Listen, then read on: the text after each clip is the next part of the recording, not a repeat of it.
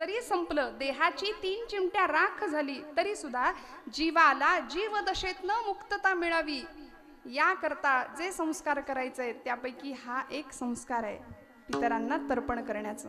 म्हणून आजच्या पुण्यस्मरणानिमित्त त्यांच्या पुण्यस्मृतीला वंदन करते आणि तुकोबांच्या अभंगाला स्पर्श करत असताना महाराजांचा अधिकार आपल्या सगळ्यांना माहिती आहे. मी काय सांगणार, आज पंढरीच्या वारीचा सगळीकडे पर्व काळ आहे, लाखोंच्या संख्येने लोक तिकडे धावतायत.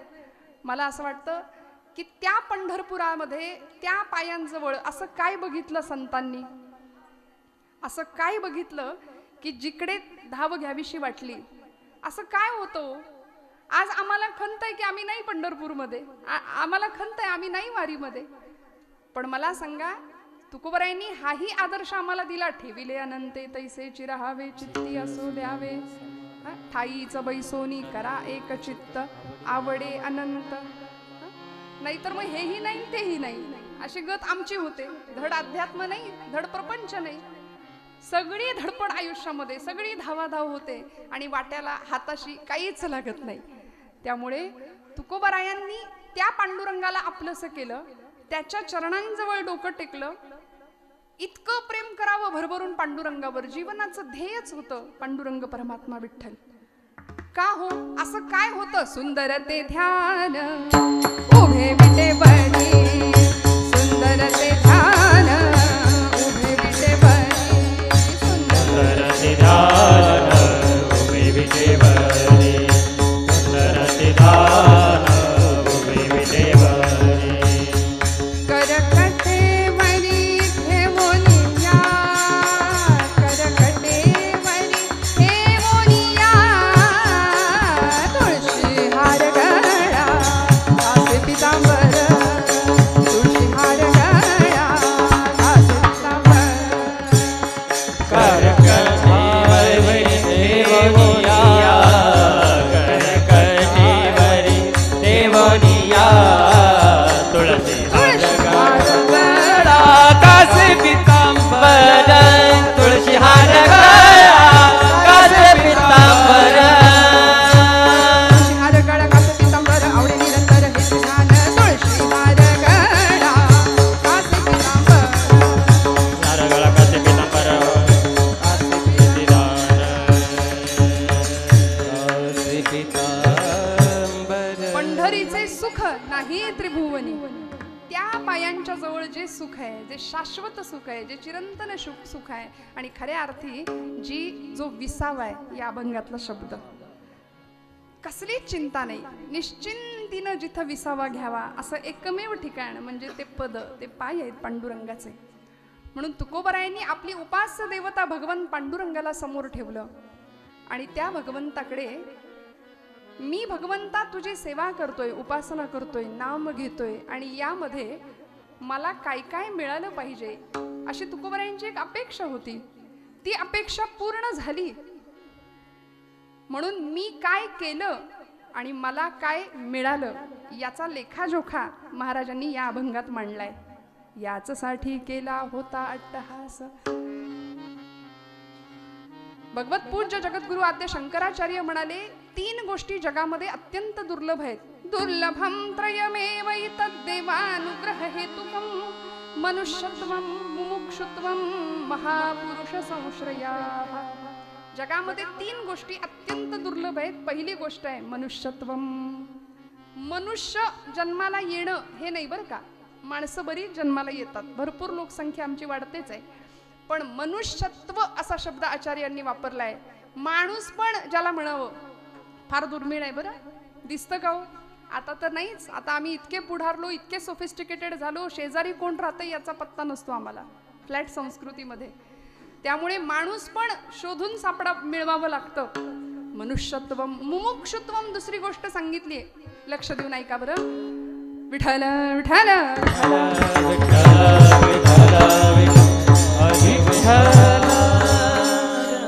पहिली गोष्ट मुमुक्षुत्व, मनुष्यत्व. दुसरी गोष्ट मुमुक्षुत्व, मोक्षाची इच्छा असणं.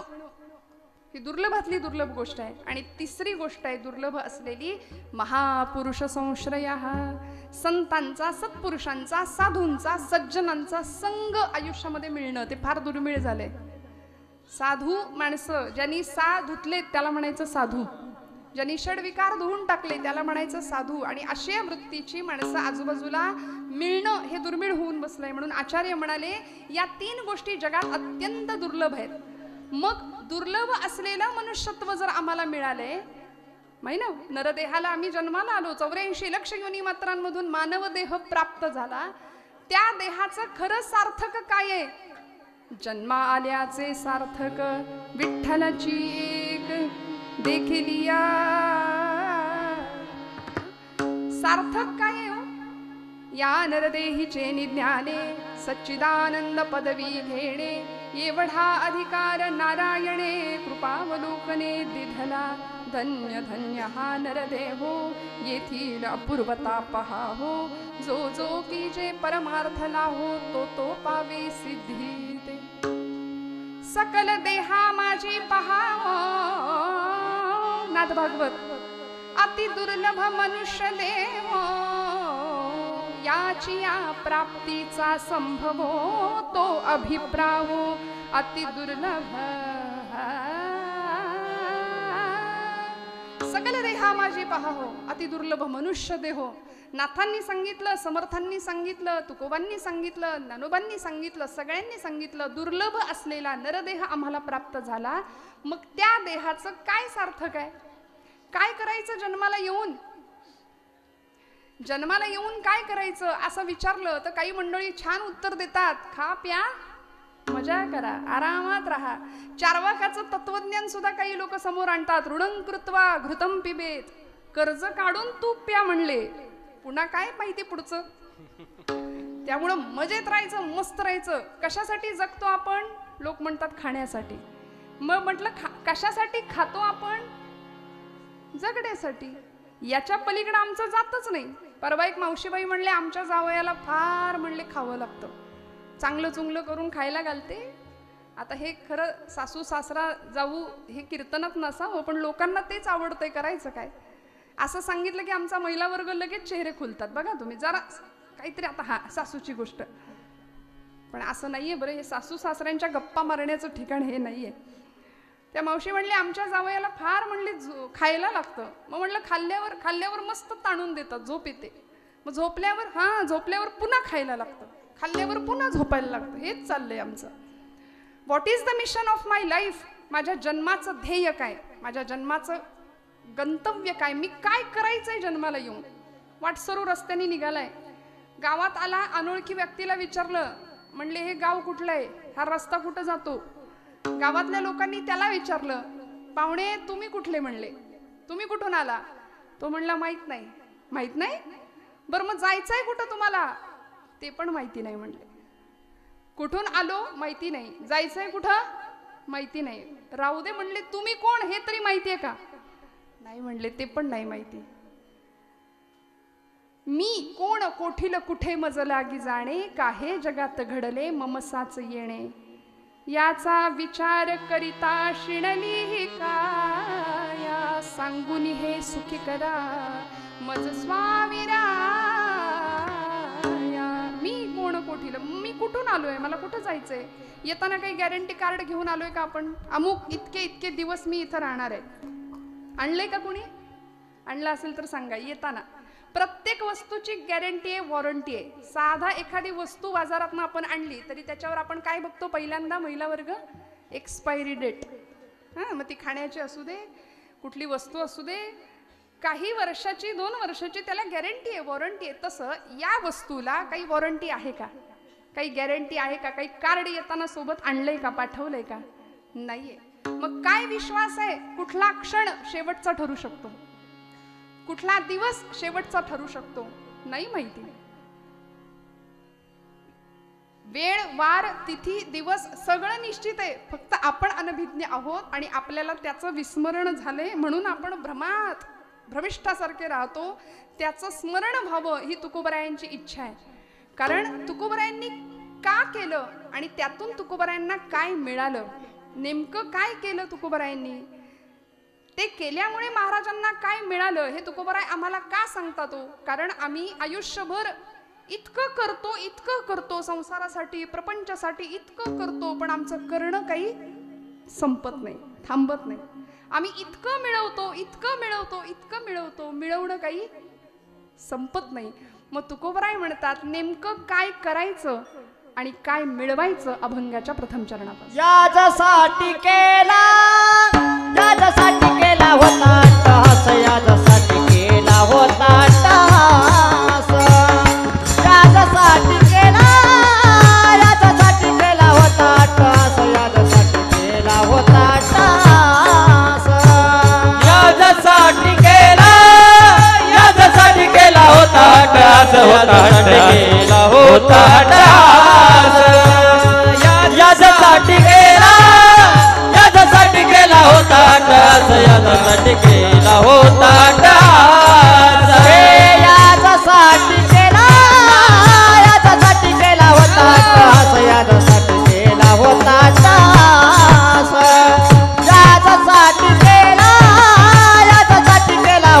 अट्टहास, याच्यासाठी केला होता अट्टहास, याच्यासाठी केला होता अट्टहास, याच्यासाठी केला होता अट्टहास, याच्यासाठी केला होता अट्टहास, याच्यासाठी केला होता अट्टहास, शेवटचा दिसा कोणा भावा, शेवटचा दिसा गोड बाबा, शेवटचा दिसा कोणा भावा, शेवटचा दिसा गोड बाबा, आता निश्चितीने पावलं विसावा, आता निश्चितीने पावलं विसावा,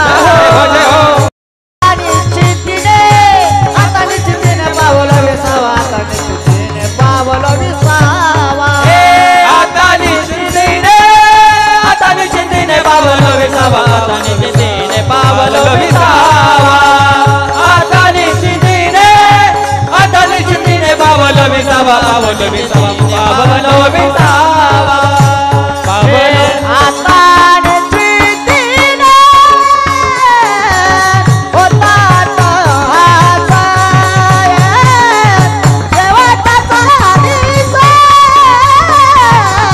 शेवटचा दिस गोडवा, माझ्यासाठी होता अट्टहास, शेवटचा शेवटचा दिस गोडवा,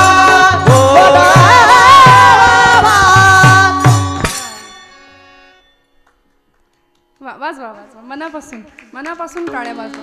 जीव तोडून ही मंडळी साथ करतात. मला महाराजांचं नाव नाही माहिती, पण पखवाजवरची थाप हर्षल महाराज ताजनी, हर्षल महाराजांना मनापासून म्हणजे त्यांना धन्यवाद आणि जोरदार टाळ्या वाजवा त्यांच्यासाठी. कारण निर्जीव असलेल्या चामड्यातनं तुम्हाला मला बरं वाटेल, खरं वाटेल असा आल्हाददायक आवाज निर्माण करणं हे सोपं नाही, हे एका दिवसात साध्य होत नाही. त्यामुळे मनापासून ही सर्व गायक वादक सगळी मंडळी त्यांच्या ऋणात राहावं तेवढं कमी आहे.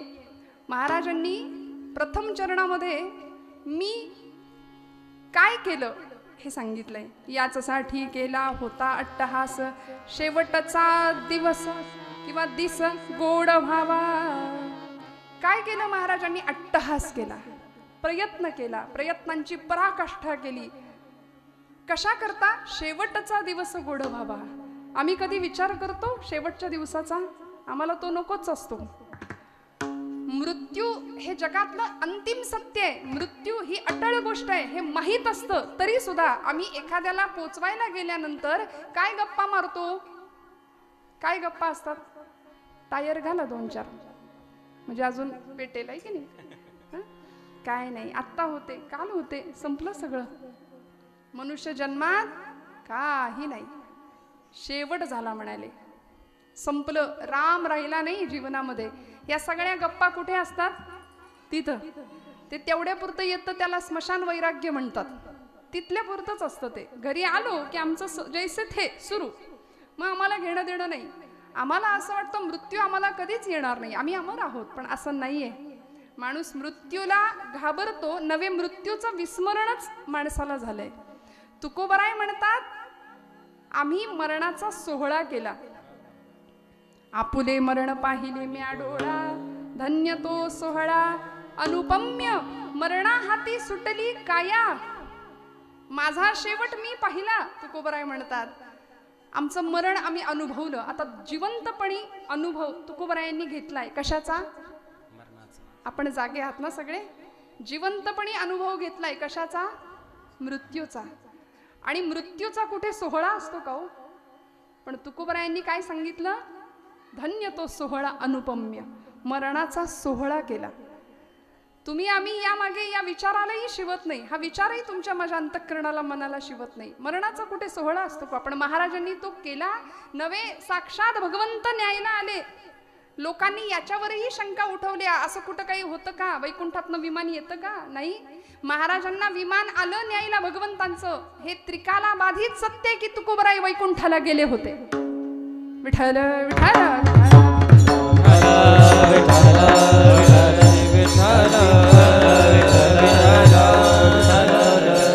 याचसाठी केला होता अट्टहास, शेवटचा देश गोड व्हावा.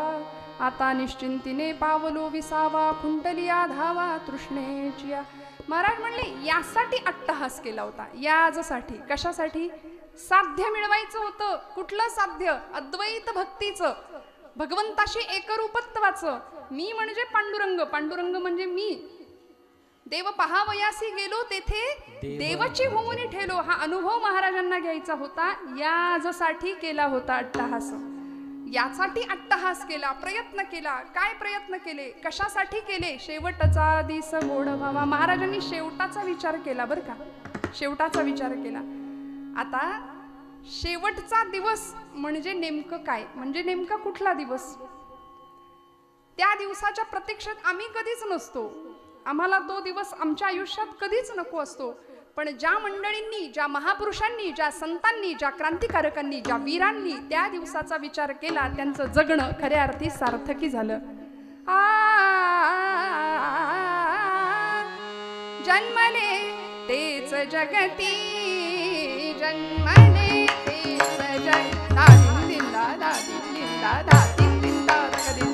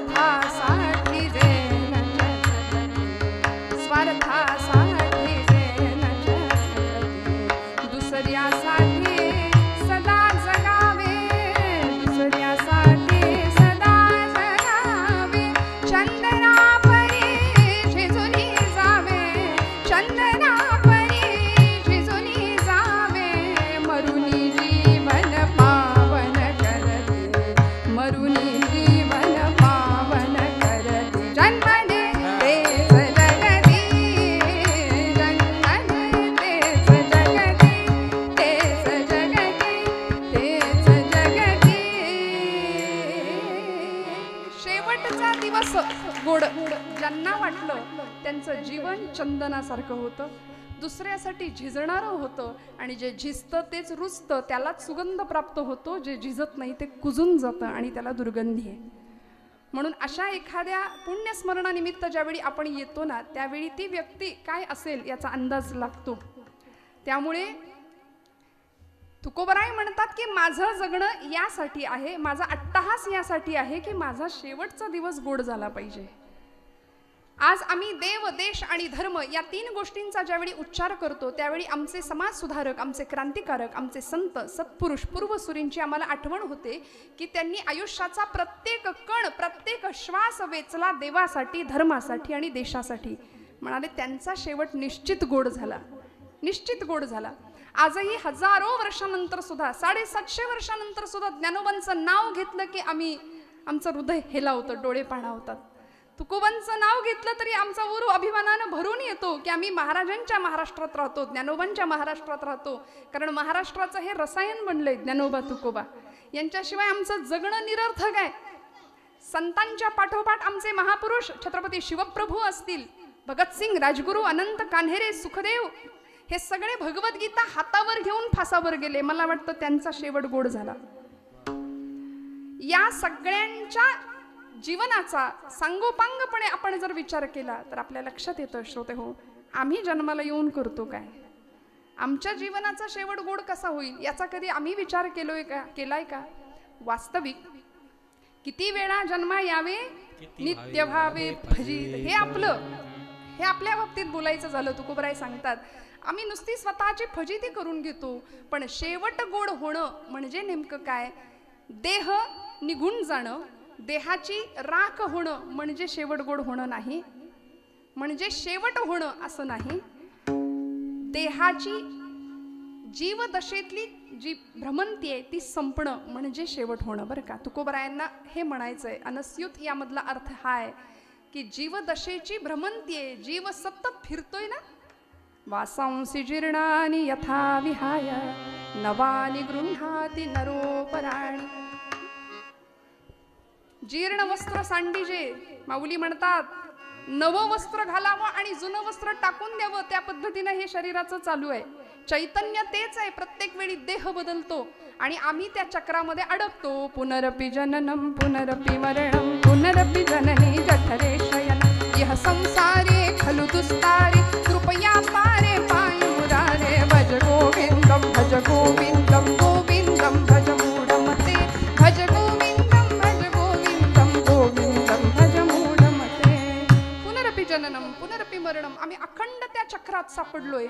मग आमचा शेवट कसा होईल गोड? कोणता असेल शेवट आमचा याचा विचार करत असताना मला असं वाटतं शेवट गोड होणं म्हणजे नेमकं काय? कधीतरी आमच्या संतांकडे बघावं. ज्यावेळी पांडुरंगाच्या पायरीवर सुद्धा बसू दिलं जात नव्हतं असे आमचे चोखोबा, पायरीवर सुद्धा ही नयाती मी महार पूर्वी निळाचा अवतार. मला बसता येत नाही, सगळे लोक धक्का मारून हाकलून द्यायचे. अरे चोख्या, देव भ्रष्ट झाला, विटाळ झाला, चाल बाजूला हट म्हणून हाकलून द्यावं, ढकलून द्यावं चोखोबांना. का हो? देवावर सावली पडू देत नव्हते असा 750 वर्षापूर्वीचा काळ कर्मठांच्या वर्चस्वाखाली असलेला. संधी मिळाली की कर्मठ, ही कर्मठाची खरी व्याख्या माझ्या मते. विठ्ठल विठ्ठल.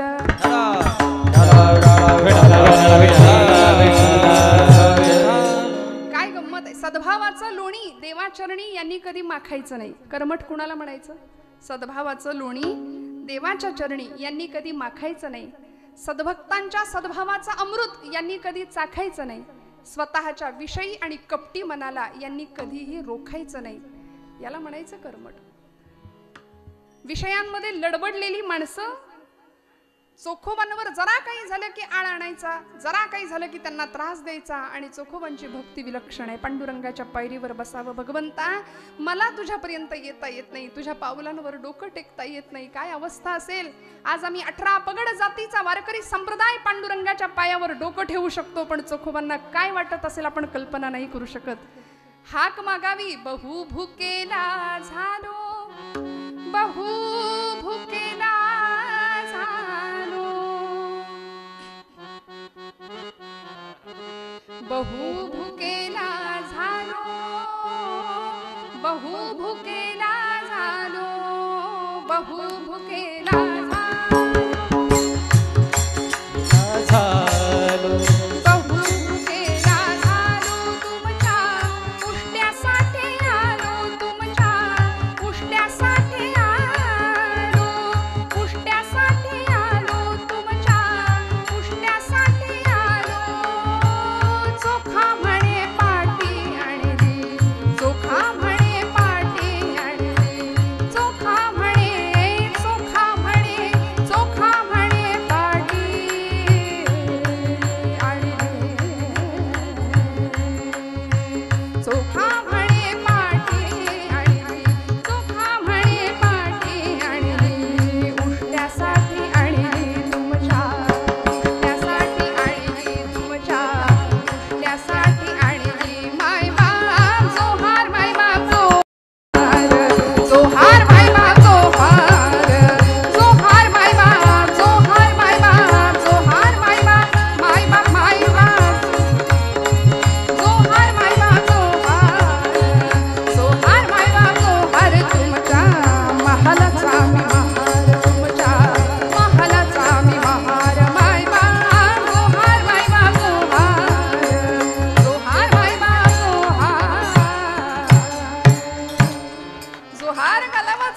पाहिली, पण नाही हो, पांडुरंगाची कृपा झाली आणि काय व्हावा जीवनाचा शेवट, तोही असा तसा नाही, खऱ्या अर्थी गोड झाला. खऱ्या अर्थी जीवदशेतनं मुक्तता मिळाली, पांडुरंगाच्या अगदी जवळ सानिध्य मिळालं.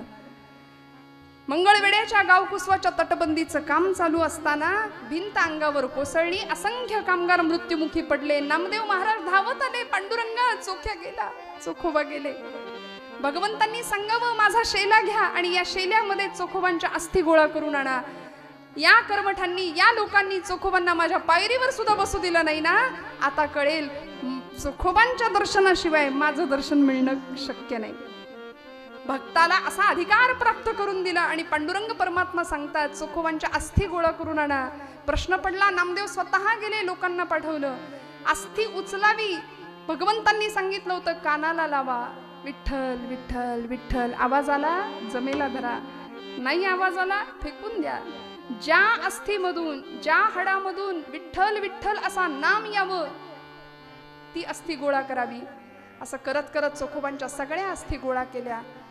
काय आदर्श आहे भक्तीचा. नुसतं नाम घेतलं, पण ते नाम झिरपत झिरपत झिरपत हाडापर्यंत, हाडा मांसामध्ये, रक्तामध्ये पोहोचलं, रोम रोम विठ्ठलमय झालं. असे आमचे चोखोबा. आणि त्या अस्थी गोळा करून आणून पांडुरंगाच्या समोर चोखोबांची समाधी भगवंतांच्या म्हणण्यानुसार नामदेवांनी स्वतः बांधली आहे. हा अधिकार चोखोबांचा. शेवट गोड व्हावा तर असा, श्रोते हो, कोणता शेवट? तो गोड व्हायचा म्हणजे नेमकं काय, आणि त्याच्यासाठी अट्टाहास करायचा म्हणजे नेमकं काय करायचं? अभंगाचं दुसरं चरण. आता निश्चित आता निश्चितीने पावलो विसावा, आता निश्चितीने पावलो विसावा, आता निश्चितीने पावलो विसावा, आता निश्चितीने पावलो विसावा. कुंडलिया धावा तृष्णेचे, या कुंडलिया धावा रे कुंडलिया, कुंडलिया,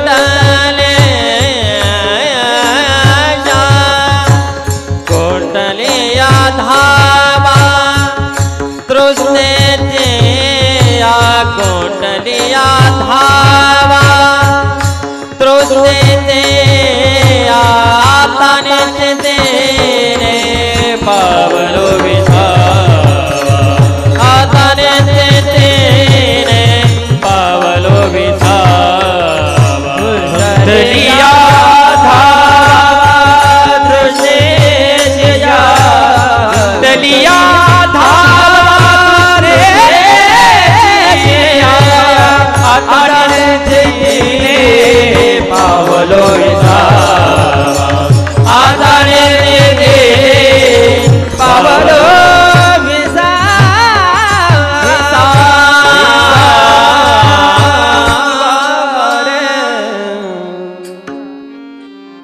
मी अट्टहास केला, शेवटचा दिवस गोड व्हावा या करता. त्यातून मला काय मिळालं हे या चरणात महाराज सांगतायत. आता निश्चिंतीने पावलो विसावा, खुंटलिया धावा कृष्णेची. मी निश्चिंत झालो, मला विसावा मिळाला, माझी धावाधाव संपली, माझी तृष्णा भागली, तृप्त अवस्था मला प्राप्त झाली. आज माझ्या परम भाग्याने या पंचक्रोशीचं भूषण असलेल्या सौभाग्यवती शालीनताई विखे पाटील, माननीय जिल्हा परिषद अध्यक्षा आणि तसेच माननीय नामदार राधाकृष्ण विखे पाटील महसूल मंत्री आपल्या महाराष्ट्र राज्याचे, यांच्या सुविद्य पत्नी आज इथे उपस्थित आहेत. मनापासून त्यांनाही वेगळा नमस्कार करते, त्यांनाही धन्यवाद देते. जीवन इतरांच्या कामी येणारं असावं, जगाचा तो भार आपुल्या शिरावर, ऐसे थोडे तर वाटू द्या हो, असं म्हणतात की नाही. आपलं जगणं इतरांसाठी कल्याणकारक असावं, नाहीतर आपण गेलो आणि लोकांनी म्हणावं बरं झालं, असं नसावं बरं का. आला आला प्राणी जन्मासी आला, झाला झाला वाढला थोर झाला, केला केला व्यापही सर्व केला, आणि गेला गेला बापुडा व्यर्थ गेला. असं बापुडवानं जगणं कामाला आमच्या कामी, आमच्या नशिबी येता कामा नये. जब तुम पैदा हुए जग हसे तुम रोय. जेव्हा सगळं जग हसत होतं, मुलगा झाला, पेढे वाटले, पेढे खाल्ले, है की नाही. आज 21व्या शतकात आहोत तरी सुद्धा मुलगाच झाला की जास्त आनंद होतो. मुलगी झाली, मुलगा असता तर बरं झालं असतं, हे नाही म्हटलं तरी थोडंसं आमच्या डोक्यात एक आहेच आहे विचार, काही म्हणा तुम्ही. त्यामुळे जब तुम पैदा हुए जग हसे तुम रोय, अब ऐसी करनी कर चलो पीछे न हसे कोय. आमचं जगणं असं असावं की मागे सगळ्या लोकांनी आमच्यासाठी रडावं, असं जगणं असावं. नाहीतर आमचं इतरांच्या कुणाच्या घेण्यात नाही, कुणाच्या देण्यात नाही, अजिबात जगाशी काही घेणं देणं नाही. तिकडं जवान सीमेवर मरतोय, शेतकरी शेतात राबतोय, आम्ही आमचे खुशाल. आम्हाला कशाचं घेणं देणं नाही. आणि कट्ट्यावर बसून, पारावर बसून या देशात क्रांती झाली पाहिजे, हातात पत्ते, हे आमचं जगणं आहे. काय आम्ही क्रांतीच्या गप्पा मारतो. वर्तमानपत्र हातात आलं की तेवढ्यापुरती हळहळ व्यक्त करावी. या भागामधली काही दिवसांपूर्वी घडलेली घटना दर्शना, हत्याकांड, नाव ऐकलं, वाचलं, प्रसंग वाचला तरी अंगावरती काटा यावा असे प्रसंग तुमच्या माझ्या समाजात घडतायत. आपण कधी सावध होणार, कधी जागे होणार. म्हणून लहानपणापासूनच जर मुलांना आम्ही योग्य शिस्त, योग्य वळण, अर्थात मला दर्शना या व्यक्तीविषयी असं नाही म्हणायचं, ती उत्तम ज्ञानेश्वरीची वाचक होती, ती उत्तम सुसंस्कार संपन्न असलेलीच मुलगी होती. पण तिच्याही बाबतीत जर असं घडावं तर मला सांगा, या जगात आम्ही विश्वास नक्की ठेवायचा कुणावर? मला असं वाटतं की कुठे विश्वास ठेवावा आणि कुठे नाही, हे जर लहानपणापासून आम्ही पोरांना शिकवलं ना, आई वडिलांनी मुलींना एवढं जरी सांगितलं की या जगात तुझ्यावर मनापासून प्रेम करणारं किंवा तुझ्यावर तू विश्वास ठेवावा असं एकमेव ठिकाण म्हणजे माता आणि पिता, याशिवाय दुसरं कुणीच नाही जगात कोणी नाही. तुमचं माझं सर्वांगीण कल्याण व्हावं असं एकमेव वाटतं आमच्या माता पितांना आणि याही पुढे जाऊन आमच्या संतांना. म्हणून लेकुराचे हित वाहे माऊलीचे चित्त, ऐसी कळवळ्याची जाती करी लाभाविण प्रीती. आमचं सर्वांगीण कल्याण व्हावं असं कुणालाच वाटत नाही, फक्त संतांना, फक्त आमच्या आई वडिलांना वाटतं. त्यामुळे त्यांच्या विश्वासात फक्त राहावं मला असं वाटतं. आणि जीवनाचा सर्व वेळ पूर्ण आध्यात्मिक विकास कसा होईल याच्याकडे लक्ष द्यावं. महाराज म्हणाले, शेवटचा दिवस गोड व्हावा, आता निश्चिंतीने पावलो विसावा. आता मी हे केलं, अट्टहास केला म्हणून काय झालं, वर्तमानात बोलतायत महाराज. या अभंगाची रचना जर आपण बारकाईने बघितली तर पहिलं आणि तिसरं चरण हे भूतकाळात आहे, मी हे केलं, झालं करून. आणि दुसरं आणि चौथं चरण हे आता मी काय अनुभवतोय, मी कशाचा उपभोग घेतोय, मला साधन, मी ते साधन केलं म्हणून मला हे साध्य प्राप्त झालं, याचसाठी केला होता अट्टहास. शेवटचा दिस गोड व्हावा, आता मग काय झालं, निश्चिंतीने पावलो विसावा, कुंटलिया धावा तृष्णेची. त्यामुळे मला हे आता प्राप्त झालंय. तुकोबरायांची धावाधाव संपली, मुळात ती कधीच नव्हती हो. दुष्काळामध्ये सगळं गेलं, 14 पोती भरून उरतील एवढी कर्ज खत होती, सगळी पाण्यामध्ये बुडवून टाकली, इंद्रायणीच्या गाथा बुडवून टाकली, सगळंच गेलं हो. आम्ही सदैव सुडके अशी अवस्था तुकोबरायांची व्हावी, पण तरी सुद्धा विठ्ठला समोर उभं राहावं आणि सांगावं, विठ्ठला लोक म्हणतात मला तुझं वेड लागलंय. खरंच का रे, मी गातो नाचतो आनंदे, वेडा झालो मी तव छंदे. आता निश्चिंतीने पावलो विसावा. विश्रांतीचं, विसावा घेण्याचं एकमेव ठिकाण आहे ते म्हणजे भगवंताचे पद पाय. का हो, अनुभूती मिळाली होती, या हृदयामध्ये मी रामू, असता सर्व सुखांचा आरामू, परिभ्रांतासी कामू विषयांवरी. आला भगवंत इथे, काय अनुभव घेतला, भगवंतांनी सांभाळलंय प्रत्येक क्षणात. शेवट गोड व्हावं म्हणजे काय, शेवटच्या क्षणाला सुद्धा भगवंत सांभाळतो. निर्वाणी गोविंद असे मागे पुढे, निर्वाणी गोविंद असे मागे पुढे, निर्वाणी गोविंद असे मागे पुढे, निर्वाणी गोविंद असे मागे पुढे. काहीच साकारे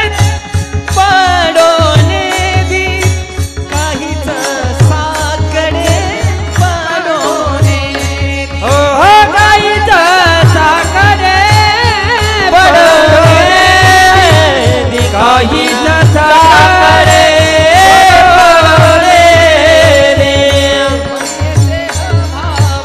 झाला नारायण विषय तो त्यांचा झाला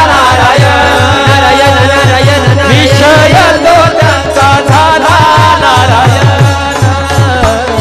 विषय तो त्यांचा झाला नारायण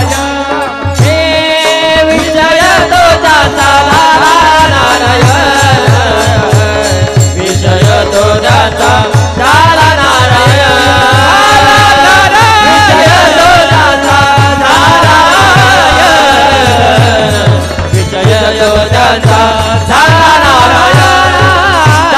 नारायण निर्वाणी गोविंद असे मागे पुढे काहीच साकडे पडोनेही विषय तो त्यांचा झाला नारायण नावडे जनधन माता पिता शेवटच्या क्षणाला भगवंत आहे तो सांभाळणार आहे याची ग्वाही त्यांनी दिली अनन्याश्चिंतयन्तो माम ये जनः पर्युपासते 9व्या अध्यायामध्ये या पुढे जाऊन भगवंत म्हणतात यदि वातादि दोषेण मद्भक्तां मां हि विस्मरेत अहं स्मरामि तं भक्तं ददामि च परां गतिं शेवटच्या क्षणाला जर आयुष्यभर ज्यांनी माझं नाम घेतलंय असा माझा भक्त शेवटच्या क्षणाला आधी व्याधींनी ग्रासला मानसिक त्याला विस्मरण झालं तर मी त्याला स्मरण करून देतो माझं त्याला गती देतो अहम स्मरामी मी त्याची आठवण काढतो भगवंत म्हणतात अहम स्मरामी तम भक्तम ददामि च पराम गतिम आणि आमचे कबीरदास फार सुंदर सांगतात ओठ कंठ चले नाही जिव्हा रटे नारा उठलेलं बसवत नाही बसलेलं उठवत नाही अशी वेळ येते की नाही 70 ओलांडल्यानंतर याव करू त्याव करू 25 असे बोलतो पण मग एकदा का सगळं झिजायला लागलं आणि शरीयते यत शरीरम शरीराची व्याख्याच आहे जे सतत झिजतंय त्याला शरीर म्हटलंय झिजणार आहे ना मग अशी अवस्था येते त्यावेळी भगवंत म्हणतात की कबीरदास सांगतात की ज्यांनी भगवंताचं आयुष्यभर नाम घेतलंय ना त्याची स्थिती शेवटी कशी होते ओठ कंठ चले नाही जिव्हा रटे ना राम लांब म्हणायला लागतं आले लांब लांब लांब आले आले कुठनं है की नाही जिव्हा रटे ना राम हमारा जप करे हम बैठे आराम कबीरा हम बैठे आराम कबीरा हम बैठे राम हमारा जप करे हम बैठे आराम देव रडतो भक्तासाठी देवाला चैन नाही पडत भक्तासाठी भुकेलेला असलेला परमात्मा तो आमची सर्वतोपरी काळजी वाहतो हे तुकोबरायांना माहिती आहे म्हणून महाराज म्हणतात मी अट्टहास केला त्यामुळे माझा शेवट गोड झाला परिणाम काय आता निश्चिंतीने पावलो विसावा खुंटलिया धावा तृष्णेची माझी तहान भागली मी तृप्त झालो आमची तहान भागत नाही आम्ही तृप्त नाही सतत धावतोय इतकी धावाधाव आयुष्यात करतोय समाधान नाही सुख नाही शांती नाही स्वास्थ्य नाही सगळं घरात आहे सगळ्या सुखांचा उपभोग आम्ही घेतो सगळं आहे किचन सेट आहे डायनिंग सेट आहे सोफा सेट आहे पण सोफ्यावर बसलेला माणूस कायम अपसेट आहे कायम दुःखी सगळं आहे आमच्याकडे बघा तुम्ही पण त्याचा उपभोग आम्ही घेऊ शकत नाही स्वास्थ्य नाही धड कोण कुणाशी बोलायला तयार नाही संवाद संपला घरात 2 माणसं एकत्र एकमेकांशी बोलायला तयार नाहीत वडीलधार माणूस घरामध्ये समोर बसले तरुण अगदी तरुणाबाण एखादा 20-25 पोरगा समोर आहे बाप आपल्याशी काहीतरी बोलतोय लक्ष नाही मोबाईल मध्ये डोकं आहे त्याचं तोंड आहे किती आम्ही अपमान करतो आमच्याच मातापित्यांचा आमच्याच वडीलधाऱ्यांचा कधी सांगावं लागेल हे सांगण्याची फार गरज आहे आता पोरांना हातामध्ये मोबाईल आहे वडील काहीतरी महत्त्वाची गोष्ट आम्हाला सांगतायत आम्ही ऐकून न ऐकल्यासारखं करावं मोबाईल मधलं डोकं वर नाही काढायचं आणि मग कपाळाला 100 आट्या पाडून काय आहे असं विचारायचं मग बोलायची इच्छा होईल समोरच्या माणसाची कसा संवाद होईल घराघरामध्ये कशी नाती फुलतील आमची कसं आमचं घर आनंदाने पंढरीत गोकुळाचं सुख घरामध्ये निर्माण होईल मला सांगा एकाचं तोंड इकडं एकाचं तोंड तिकडे जेवायला आम्ही एकत्र बसत नाही टीव्ही समोर असतो आता तर उभ्यानी जेवायची पद्धत आहे आम्ही सोफिस्टिकेटेड झालो पूर्वीच्या काळी लोक वाढणारी माणसं वाकून आग्रह करून वाढायची बसणारी लोक छान पंक्तीला बसायची घ्या लाडू घ्या बुंदी घ्या आग्रह असायचा आता या तुमचं तुम्ही खा माझा विरोध नाही बरं, आता हे काळानुसार चाललंय, पण एक गंमत होती. लोकांनी हा काळ अनुभवलाय बरं का, जुन्या लोकांनी हा काळ अनुभवलाय. नात्यांमधला ओलावा, प्रेम, जिव्हाळा, स्नेह हे जुन्या मंडळींनी अनुभवलंय. आणि वाईट वाटतं की ही जुनी पिढी आता हळूहळू बघा ना, काका गेले, त्यांच्या पुण्यस्मरणानिमित्त आपण आता कीर्तन करतोय. जुनी पिढी हळूहळू आमच्यातून निघून जाते. मग आता नव्या पिढीने बघायचं कुणाकडे? सगळा अंधार आहे. तुमच्या माझ्या लेकरांच्या भविष्यामध्ये येत्या काळात सगळा अंधार आहे. लक्षात ठेवा, आम्हाला जागं व्हावं लागेल. येथ वडील जे जे करीती तया नाम धर्म ठेवीती. आम्ही स्वतः धर्माचरण नाही केलं तर आमच्या पोरांनी कुणाकडे बघायचं आणि कसं आचरण करायचं हे त्यांचं त्यांना माहिती.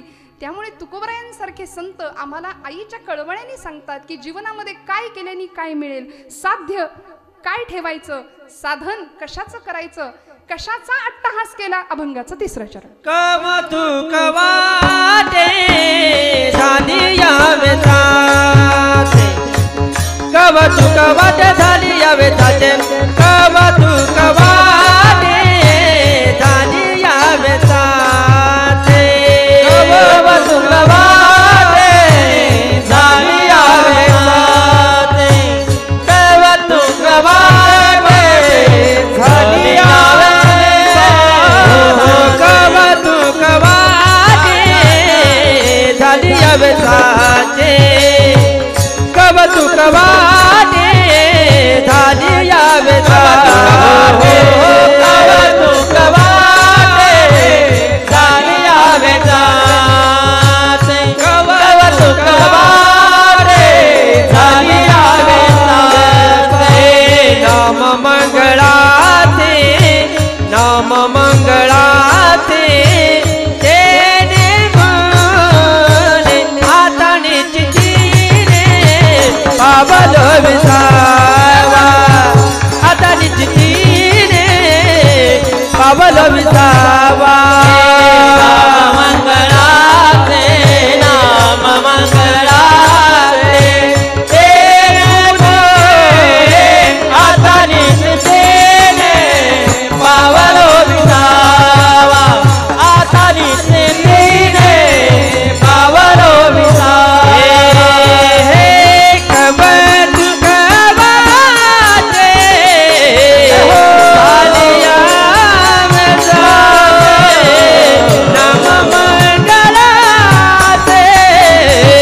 नाम मंगळाचे कवतुक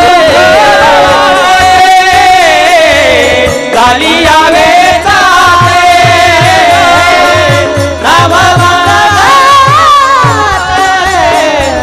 नाम मंगळाचे तेने गुणे. कुणी किती वाढवा सांगितलं तरी माझ्याकडे आज माझा दिवस आहे असं समजूया. विठ्ठल विठ्ठल विठ्ठल. याचं कारण सांगते श्रोते हो. कीर्तनामध्ये भक्ती हे अध्यात्म, भक्ती हे बेसमेंट आहे की नाही, पाया भक्तीच आहे. अंतःकरणातली भक्ती जागृत व्हावी हाच कीर्तनाचा सरळ साधा उद्देश आहे.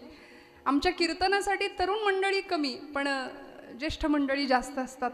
बरोबर आहे की नाही? हो म्हणा. बघा आहे की नाही, आमची जबाबदारी आहे. तरुणांनी कीर्तनाला आलं पाहिजे.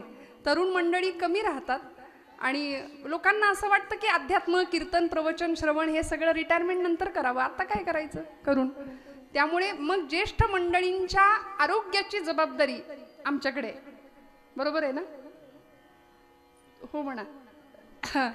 विठ्ठल विठ्ठल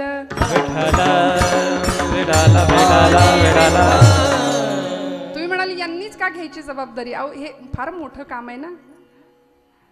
मग तरुण मंडळी सुद्धा 20 वर्षांनी 10 वर्षांनी आत्ता जसं ऐकायला येते तसं नाही येणार मग परत. त्यामुळे जपलं पाहिजे. कानाचे दडे बसावे, तेवढा आवाज, एवढा लाऊडनेस काही गरजेचा नाहीये. म्हणून म्हटलं राग मानू नका महाराज. विठ्ठल विठ्ठल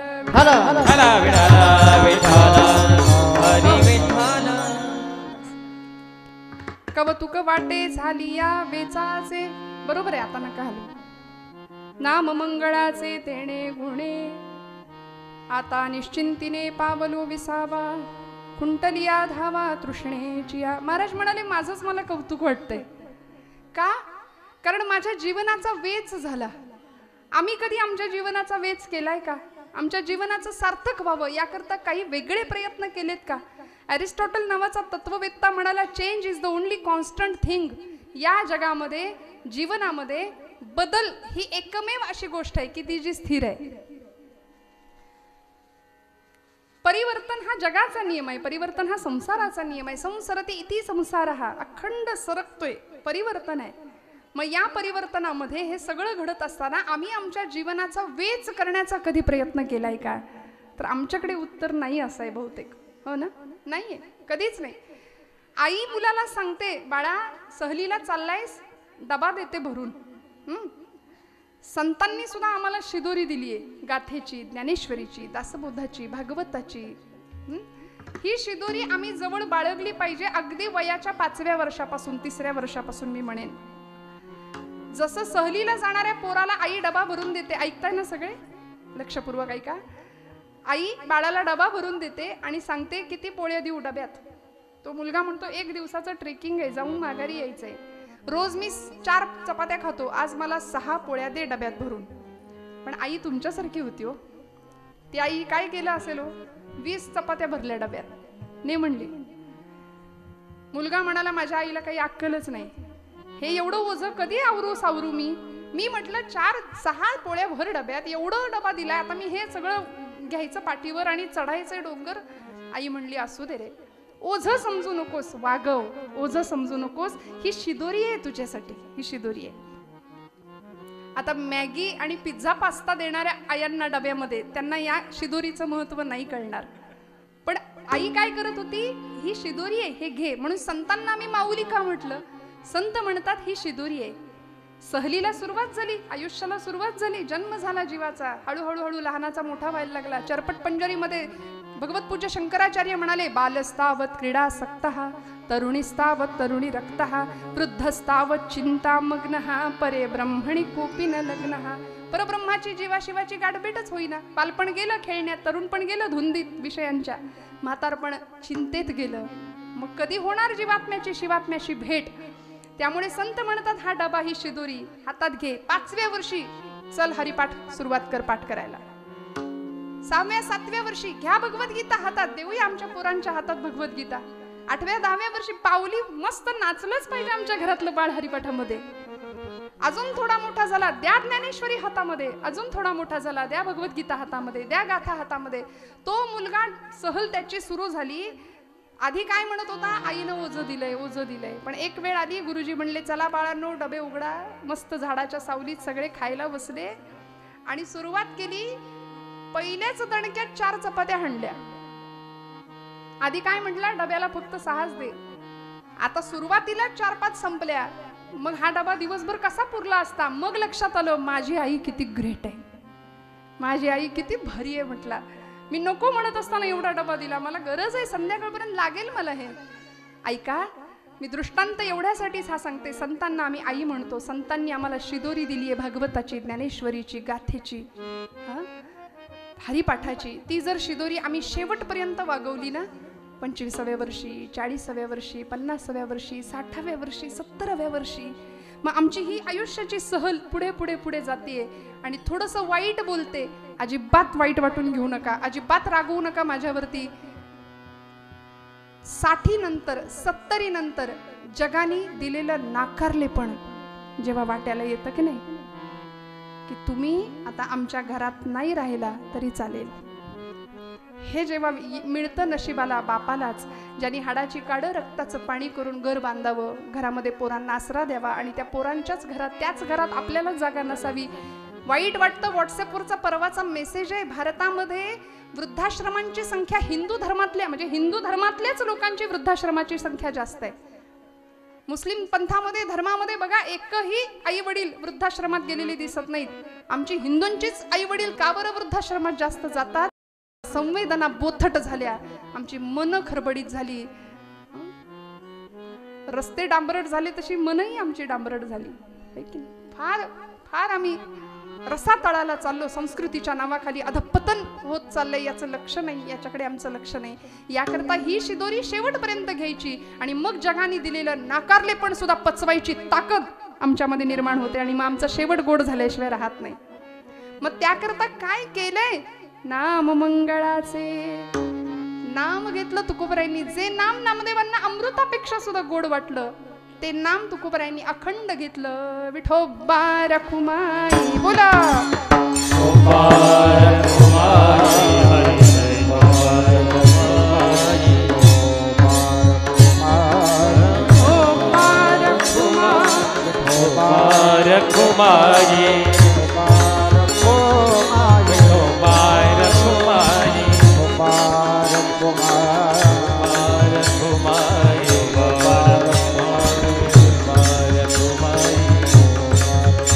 बोला बोला भजन करा. विठोबा रखुमाई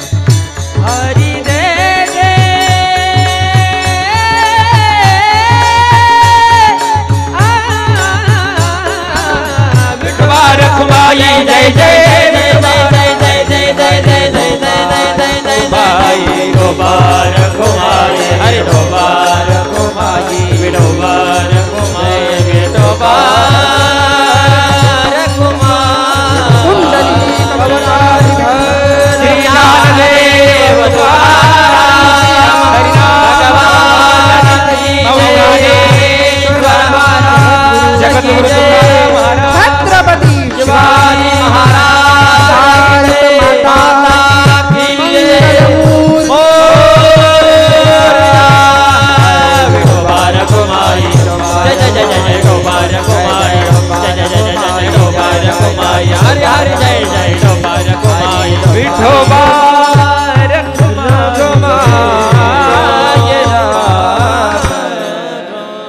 याचसाठी केला होता अट्टहास शेवटचा दिस गोड भावा. आता निश्चिंतीने पावलो विसावा कुंडलिया धावा तृष्णेचिया.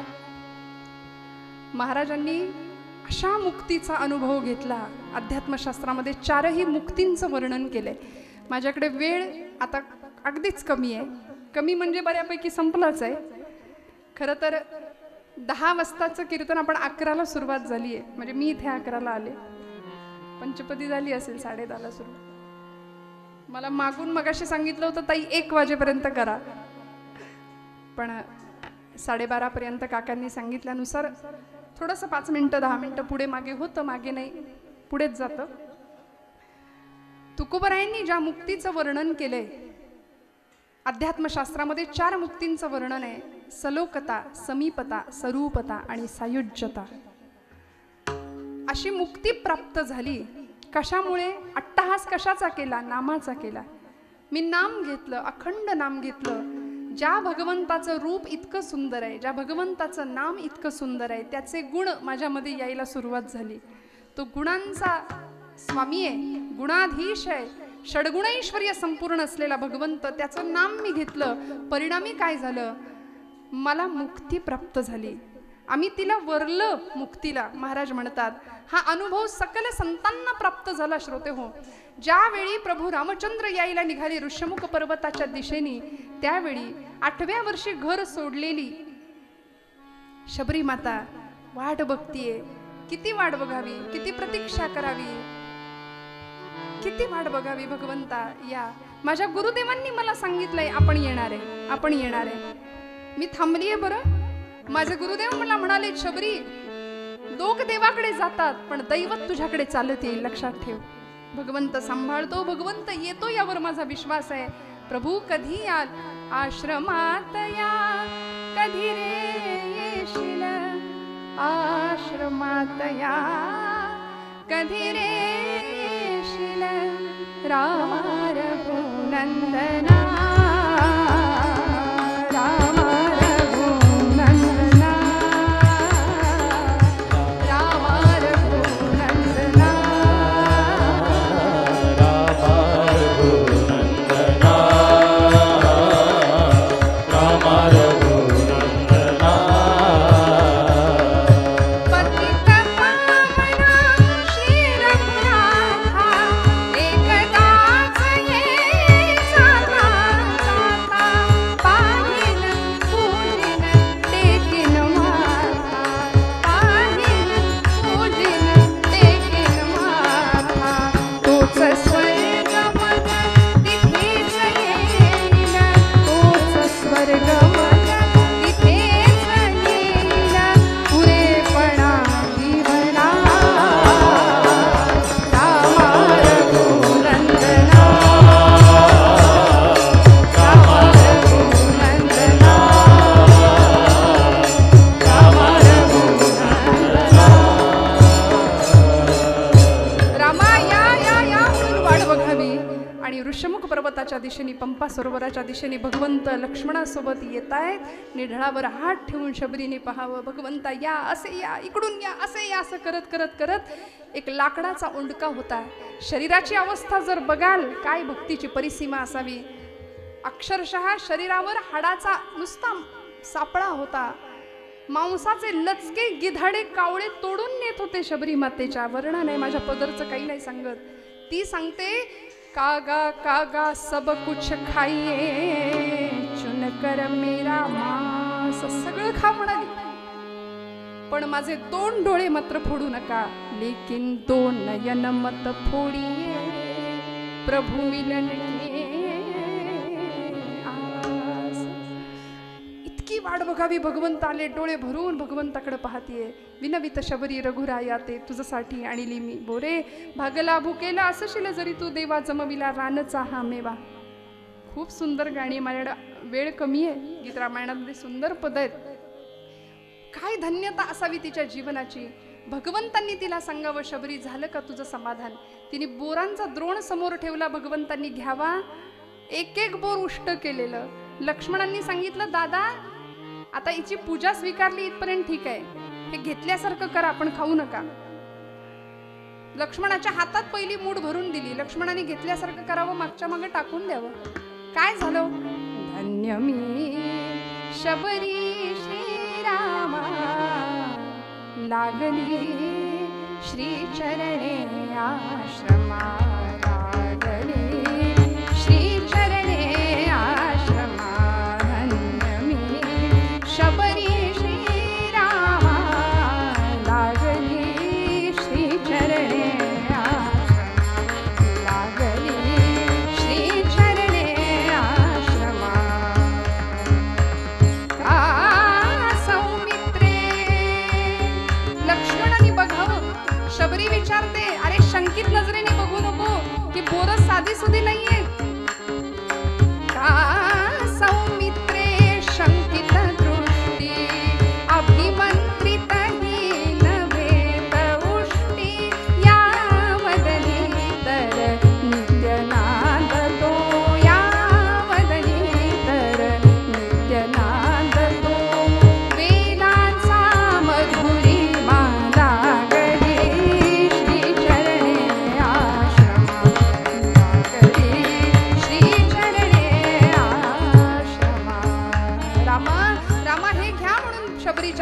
अमृताचं सेवन करावं भगवंतांनी आणि अंतःकरणपूर्वक असलेली ती भक्ती पाहिली. प्रभू विचारतात, शबरी झालं का तुझ्या मनासारखं? ती म्हणाली, हो. ज्ञान, कर्म, भक्ती आणि वैराग्य हे 4 फाळ लावलेले नांगर, त्या नांगरांनी जमीन अंतःकरणाची अशी सुपीक करून ठेवली आणि आता हृदय हे आपुले चौफाळुनी या भले वरी बैसऊ पाऊले. श्री गुरूंची या न्यायानी तिथे स्थान दिलं. म्हणाली, इथे चिता असते, चितेमध्ये उभी राहते, स्वतःच्या हाताने मला अग्नी द्या. बस सलोकता, समीपता, स्वरूपता आणि आता सायुज्यता, मुक्ती मला प्राप्त होऊ दे. तुकोबराय हाच आशय शेवटच्या चरणात व्यक्त करतात. तुका म्हणे मुक्ती परली नो बारी, तुका म्हणे मुक्ती परली नो बारी. तुका म्हणे मुक्ती परली नो बारी, तुका म्हणे मुक्ती परली नो बारी. दिवस चारी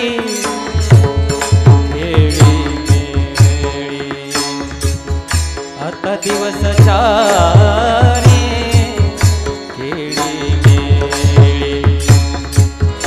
आता निश्चिंतीने पावलो विसावा, आता निश्चिंतीने पावलो विसावा. आता दिवस चारी खेळी मेळी.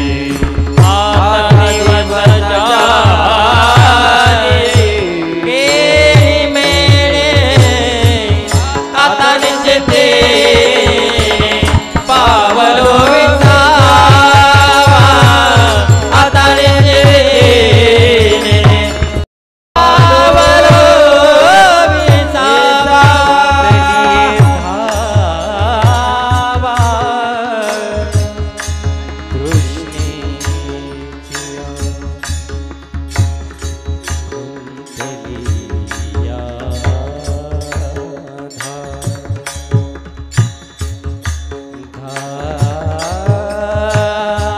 धावा धावा रे धावा.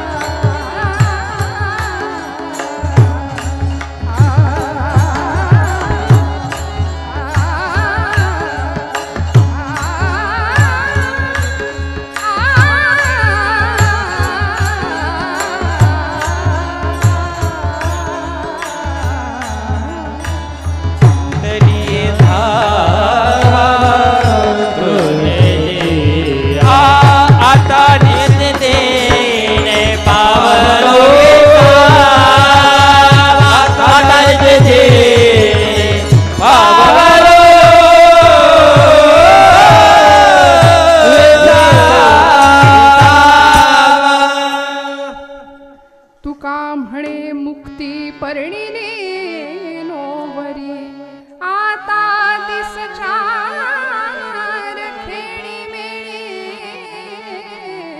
आता निश्चिंतीने पावलो विसावा असा विसावा तुमच्या माझ्या आयुष्यामध्ये यावा अशी विश्रांती तुम्हाला मला चिरशांती जिथे निश्चिंतता असेल कुठल्याही प्रकारची चिंता नसेल ताप नसेल त्रिविध तापांनी आमचं जीवन पोळून निघाले ते शांत व्हावं आणि भगवंताच्या पायाशी स्थान मिळावं असं स्थान आमच्या आजोबांना मिळावं अशी त्यांच्या पुण्यस्मरणानिमित्त भगवंताकडे याचना करते प्रार्थना करते झालेली सेवा भगवंत चरणावर अर्पण करत असताना पुन्हा एकदा